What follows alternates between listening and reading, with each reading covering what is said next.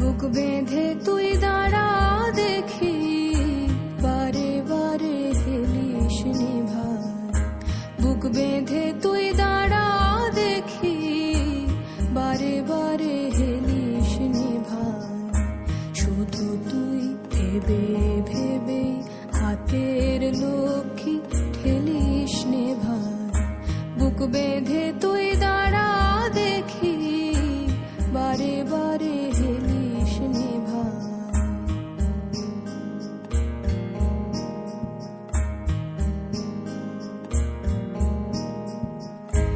একটা কিছু করে নে ঠিক, ভেসে ফেরা মরার অধিক। একটা কিছু করে নে ঠিক, ভেসে ফেরা মরার অধিক।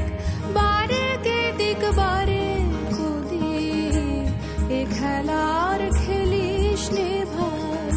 শুধু তুই ভেবে ভেবে হাতের লক্ষ্মী ঠেলিস নে ভাই।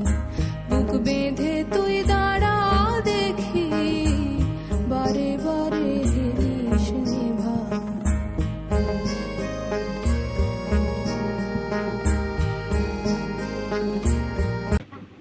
শপথ নিয়েছি প্রতি বছর আমরা বলবো, যদিও আমাদের বিষয়বস্তু সেটা নয়। আসলে অনলাইন ক্লাসের সময়তে আমরা ছেলেমেয়েদের জিজ্ঞেস করেছিলাম কে কি করবে, তো একটা কোলাজের মতোই হলো, কোনো থিম আমরা ভেবে উঠতে পারিনি।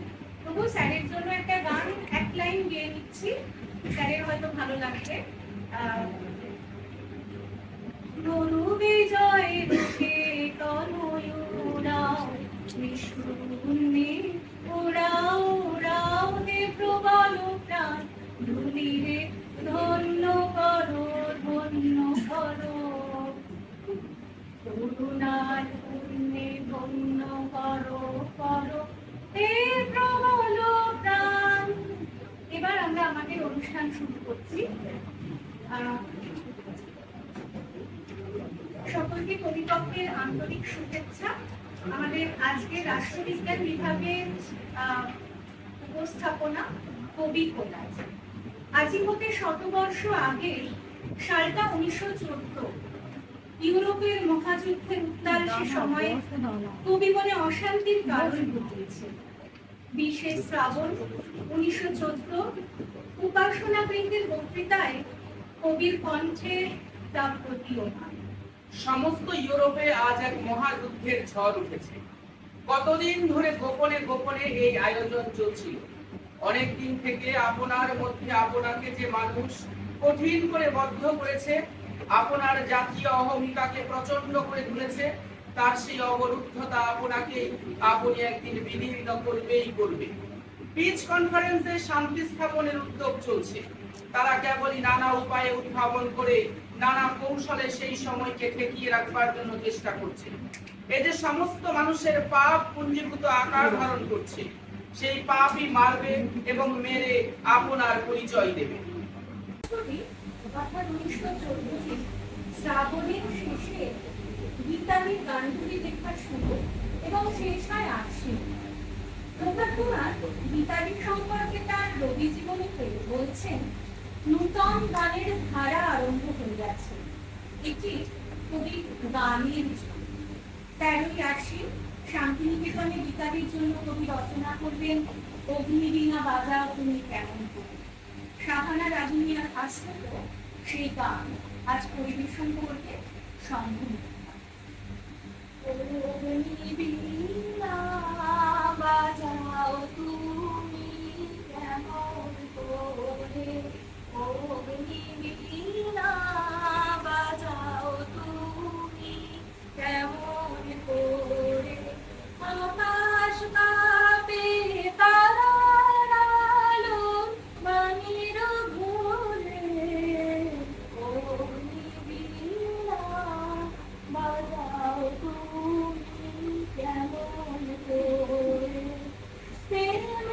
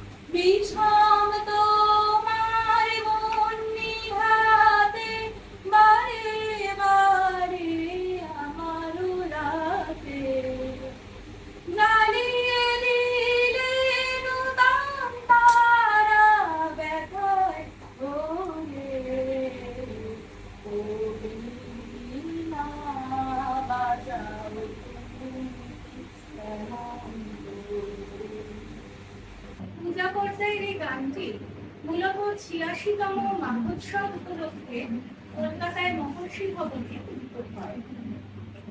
এরপর আমরা চলে আসছি প্রথম বিশ্বযুদ্ধের সমাপ্তিতে।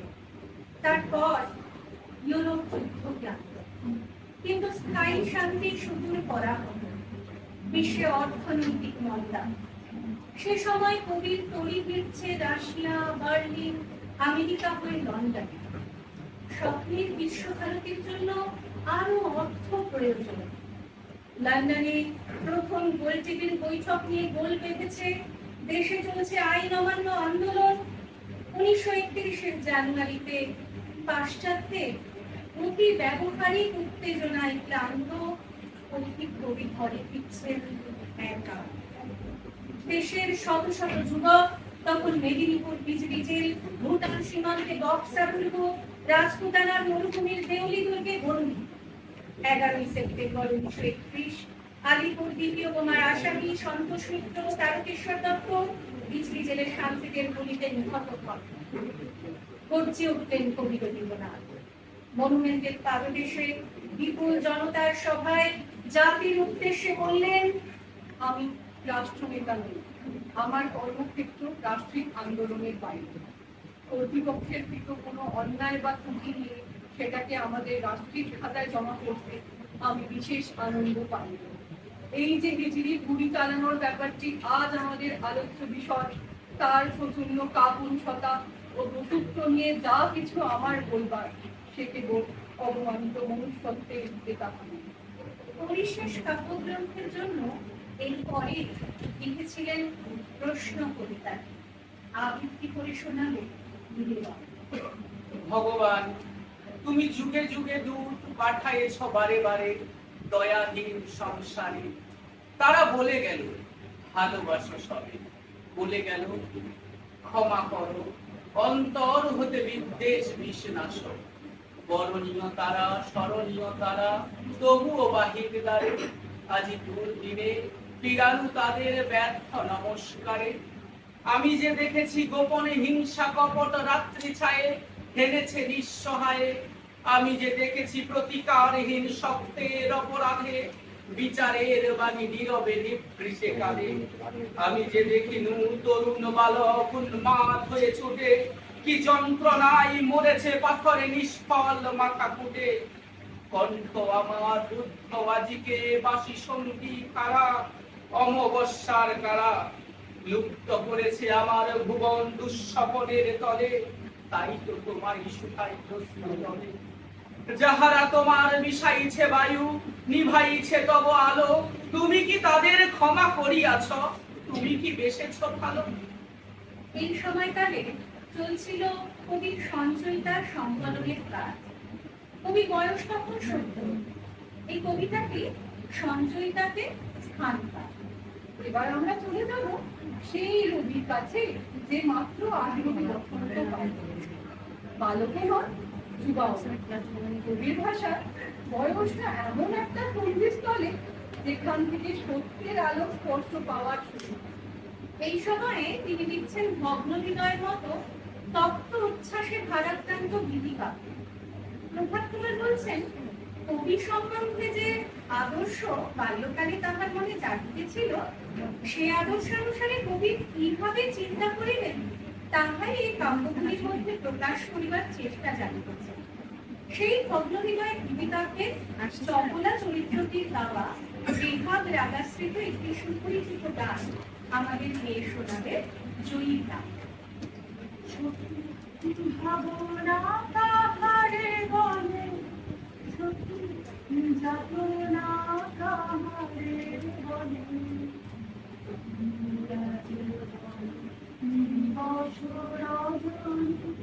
ভালোবাসা ভালোবাসা সত্যি ভালোবাসা তারি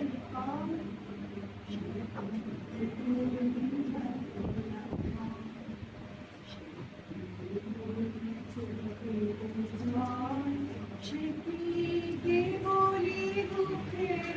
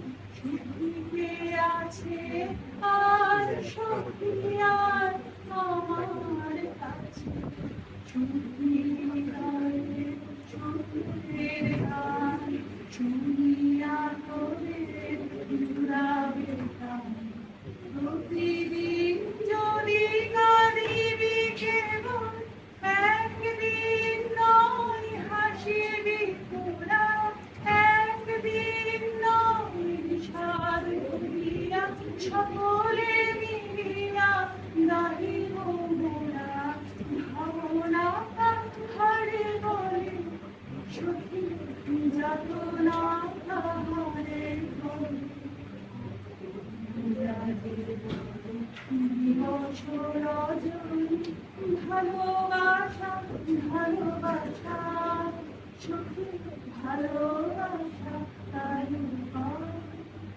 এরপর রবীন্দ্রনাথ লিরিক কবিতা লেখায় মগ্ন হন। তবে সুরসঙ্গীত সাধনাও যুগপৎ চলতে থাকে।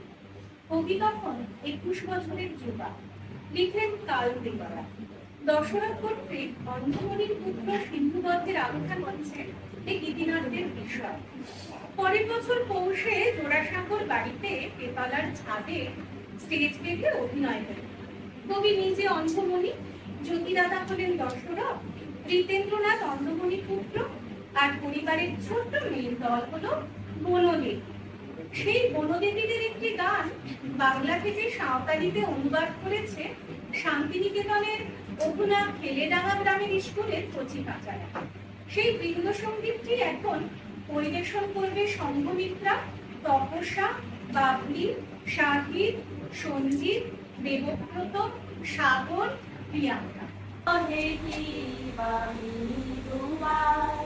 ফুলে ফুলে বলে বলে বাহে বাবু দুবার বাহা বাহা হিলকানা কাতুকানা হইতে বাহা বাহা হিলকানা কাতুকানা হইতে ওটিগানা ওটিরস জেরে মেতে অটুকানা ওটিগানা ওটিরস জেরে মেতে অটুকানা মানি জে মাহানুপা মানি জে মাহানুপা কুকু সিরিদার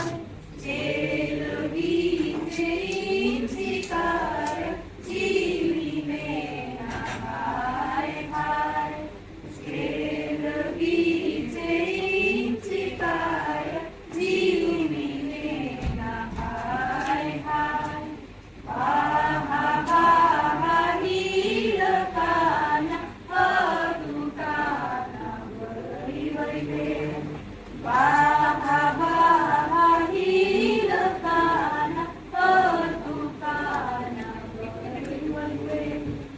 With thanks and praise, so only do, how can it lose its perfection care? এই স্কটিশ গানটির আধারে গানটি সৃজিত। আবার গানটির মধ্যে যেন রয়েছে গীত নাটকের কোরাসের দূর প্রতিধ্বনি। কবিতা ও গানের পর আমরা এবার চলে যাব একটি নৃত্যে। এই নাচের গানটিও আগের গানটির মতো ভাঙা গান। মূল গান মেরে ছন্দ দালা সাজে। আসুন পূজা পর্যায়ের সুন্দর উপপর্যায়ে রচিত দেহাব রাগাশ্রিত এই গানটির সাথে আমরা সেই সত্য ও সুন্দরের উদযাপন করি ঈশিতার সাথে।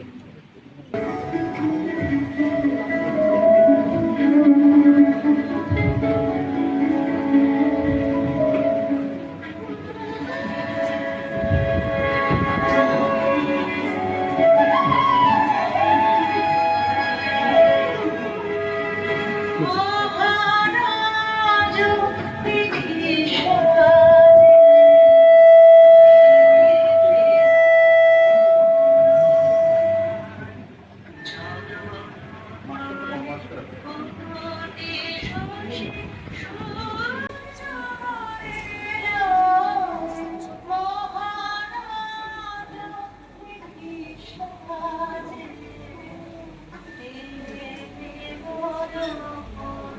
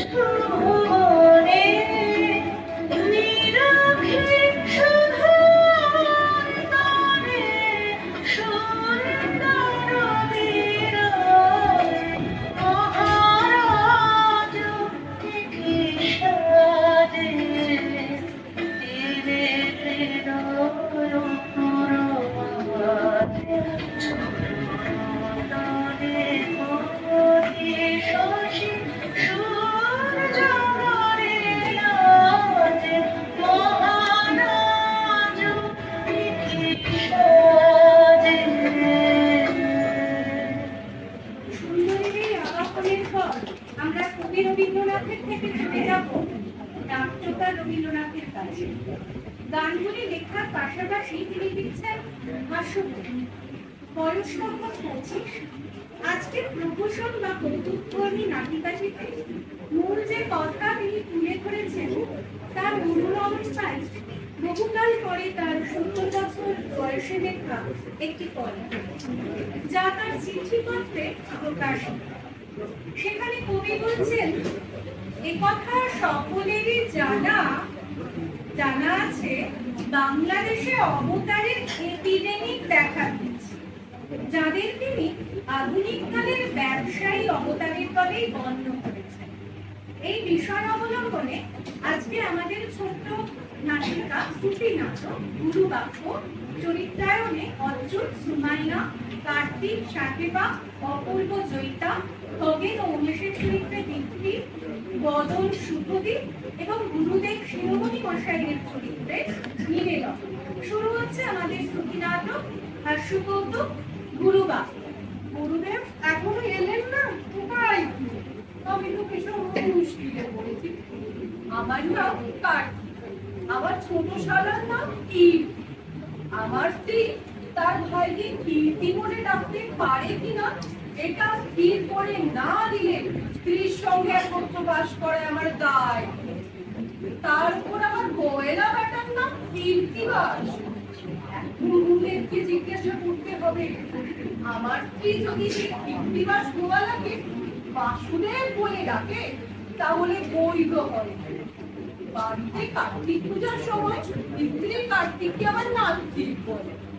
নাম খারাপ করবার ধরুন ঠাকুরের কিংবা তার মার কোনো অসন্তোষ ঘটে কিনা এও জিজ্ঞাসা। আমার একটা ভাবনা পড়েছে, সেবার শ্রীক্ষেত্রে যে জগন্নাথকে ফুল দিয়েছে, এখন এই গরিবের জেনে ফুলটুকু বাদ দিয়ে যদি ঝোলটুকু খায় তাতে অপরাধ হয় কিনা। আমি সেদিন গুরুদেবকে জিজ্ঞাসা করেছিলেন যে শাস্ত্র মতে ভোক্তা শ্রেষ্ঠ না ভোজ্য শ্রেষ্ঠ, অন্ন শ্রেষ্ঠ না অন্নপায়ী শ্রেষ্ঠ। তিনি এমনই এক গভীর উত্তর দিলেন যে তখন যদি আমরা সকলে জলের মতো বুঝে গেল, কিন্তু এখন আমাদের কারো একটি কথা মনে পড়ছে না। আমার যতটুকু মনে হচ্ছে বোধহয় তিনি বলেছিলেন অন্ন শ্রেষ্ঠ নয় অন্য পাইও শ্রেষ্ঠ, কিন্তু আরেকটা কি শ্রেষ্ঠ সেটা যে কি মনে করছে না না, তিনি বলেছিলেন অন্ন শ্রেষ্ঠ, অন্ন পাইও শ্রেষ্ঠ। কিন্তু অন্নই বা কেন শ্রেষ্ঠ আর অন্ন পাই বা কেন শ্রেষ্ঠ তখন বুঝেছিল, এখন কোনো মতেই ভেবে পাচ্ছি না। অন্য এবং অন্য পাইয়ের মধ্যে কি শ্রেষ্ঠ সহজ বুদ্ধিতে করবে সেটা একদম খাও রেখে, কিন্তু গুরুদেবের কথা শুনে বুঝলো যে ওকে কিছুই নেই এবং তিনি যা বলেন তাও কিছুই বুঝলো না। যা হোক, সেও একটা লাভ। হ্যাঁ হ্যাঁ, গুরু কোথায়? আমাদের শিরোমণি মশাই কোথায়? বলো না হে, কোথায় গেলেন তিনি? কেন কেন? হঠাৎ কাল রাত্রে আমার মনে একটা প্রশ্ন উদয় হল। সে অবধি আহার নিদ্রা প্রায় ছেড়েছে।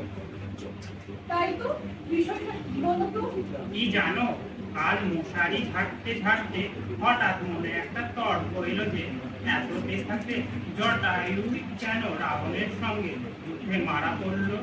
জটায়ুকে রাবণের সঙ্গে যুদ্ধে মরলো, তার অর্থ কি, তার জানি এবং তার তাৎপর্যই বা এর মধ্যে যদি কোনো রূপক থাকে তবে তাই বা, যদি কোনো অর্থ না থাকে তাই বা কেন?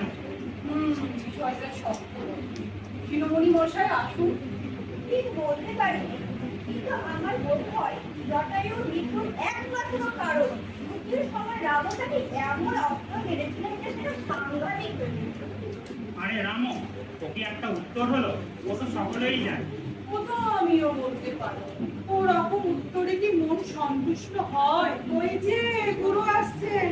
ওই যে শিরোমণি মশাই। হ্যাঁ, গুরুদেব আসছে? বাহ, চলুন, আমার অর্ধেক সংশয় এখনই দূর হয়ে গেল। স্বস্তি স্বস্তি। গুরুদেব, কাল মশারি ঝাড়তে ঝাড়তে মনে একটা প্রশ্ন উদয় হয়েছে। প্রকাশ করে বলো।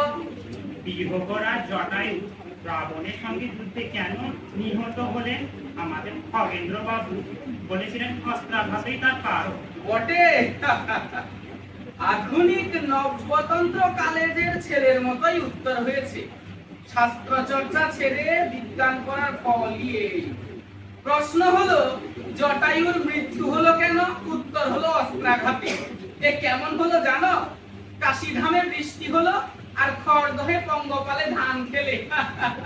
ঠিক তাই বটে, আজকাল এইরকমই হয়েছে, বুঝেছেন শিরোমণি মশাই? আচ্ছা বাপু খগেন্দ্র, তুমি তো অনেকগুলো পাস দিয়েছো, তুমি বলো তো অস্ত্রাঘাতেই বা জটায়ুর মৃত্যু হলো কেন? রক্তপিত্ত রোগেই বা না মরে কেন? রাবণের সঙ্গেই বা যুদ্ধ হয় কেন?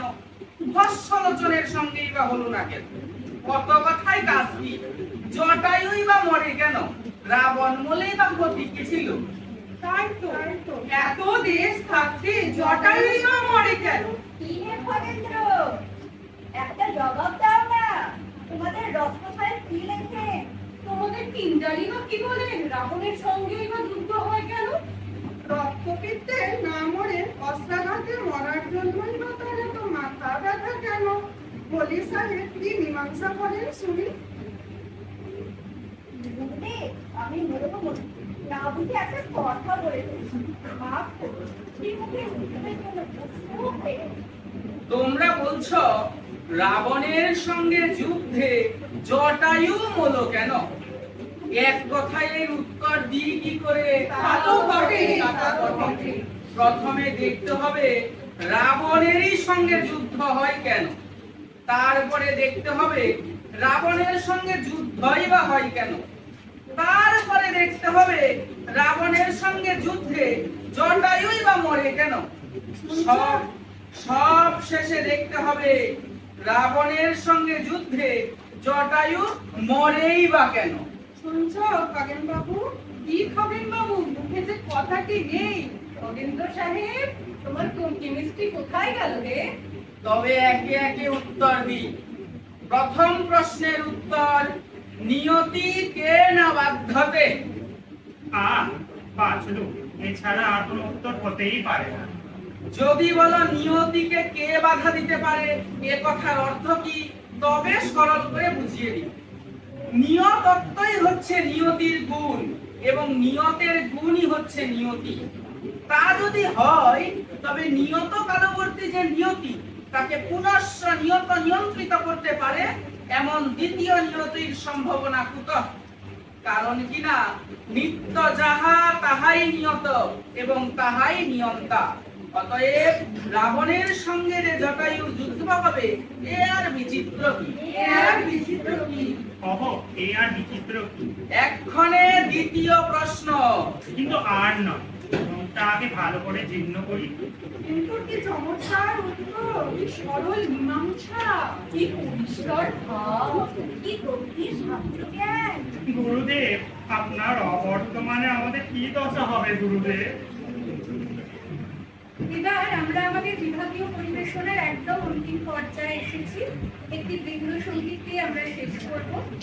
অচলায়তন নাটকে সেই শোল মাংসদের গান, যারা নানা রকম প্রশ্ন করে, যারা খেটে খায়, যারা চাষ করে, লোহা পিটোয়, যাদের কথায় পঞ্চকের মনে পুলক যাবে, যারা হলো দাদা ঠাকুরের চেলা, যে দাদা ঠাকুরকে অচলায়তনে নিয়ে গেলে অচলায়তনের পাথরগুলো সূক্ষ্ম নাচতে আরম্ভ করবে, আর পুঁথিগুলোর মধ্যে দাসী বাজবে।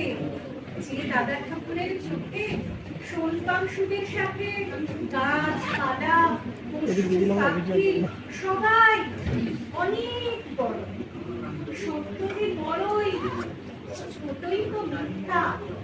এখন আমরা গজল গানে, এবং যারা এই গানটা জানে তারা সবাই সব কাজে হাত লাগাই মোরা, সব কাজে বাধা বাঁধন এই গলেই, সব কাজে হাত লাগাই মোরা, সব কাজে বাধা বাঁধন এই গলেই, সব কাজে হাত লাগাই মোরা, সব কাজে দেখি খুঁজি বুঝি কেবল ভাঙি গড়ি জুঝি মোরা, সব দেশেতে বেড়াই ঘুরে সব সাজে বাধা বাঁধন এই গলি, সব কাজে হাত লাগাই মোরা, সব কাজে পারি নাই বা পারি না হয় জিতি কিংবা হারি, আমরা পারি নাই বা পারি না হয় জিতি কিংবা হারি, যদি অমৃতে হাল ছাড়ি মরি সেই লাজে, অমৃতে হাল ছাড়ি মরি সেই লাজে, আপন হাতে জোরে আমরা তুলি সৃজন করে, আমরা প্রাণ দিয়ে ঘর বাঁধি থাকি তার মাঝে, বাধা বাঁধন এই গলি, সব কাজে হাত লাগাই মোরা, সব কাজে বাধা বাঁধন এই গলি, সব কাজে হাত লাগাই মোরা, সব কাজে।